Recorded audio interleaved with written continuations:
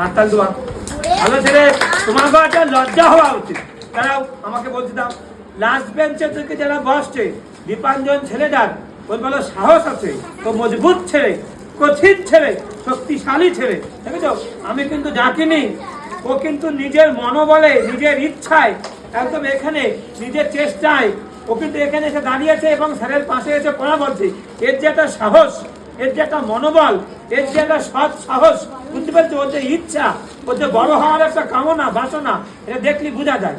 তোমরা কিন্তু আসছো না, তোমাদের মধ্যে বসে ছেলেটা, তোমাকে মধ্যে বসে, তোমাকে মধ্যে দিয়ে উঠে এসে এখানে বড় হওয়ার তাগিদে, বড় হওয়ার জন্যই এখানে চলে এসেছে। এই ছেলেটা বলো মানুষ হয়ে যাবে, আর তোমরা ফাঁকিবাজি করবা, ফাঁকিবাজি করতে করতে পিছিয়ে পড়বা।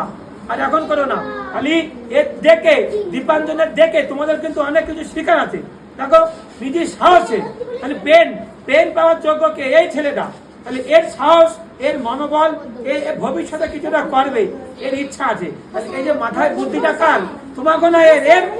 তাহলে এই সাহস নিয়ে শুধু ওখানে বসে বসে ঘুমলি চলবে না, ওখানে বসে বসে শুধু শুনবো, ফাঁকিবাজি করবো, আর বাড়ি চলে যাবো। ভালো দেখ দীপাঞ্জন, দেখ গটু, দেখ গটু, দেখ অনেক, দেখ দেখ ছেলেটা দেখ, দেখে একটুখানি তোদের মনের মধ্যে একটু ইচ্ছা হয় না, একটু আগুন জ্বলে না যে আমরা এসে এখানে এসে পড়া বলি?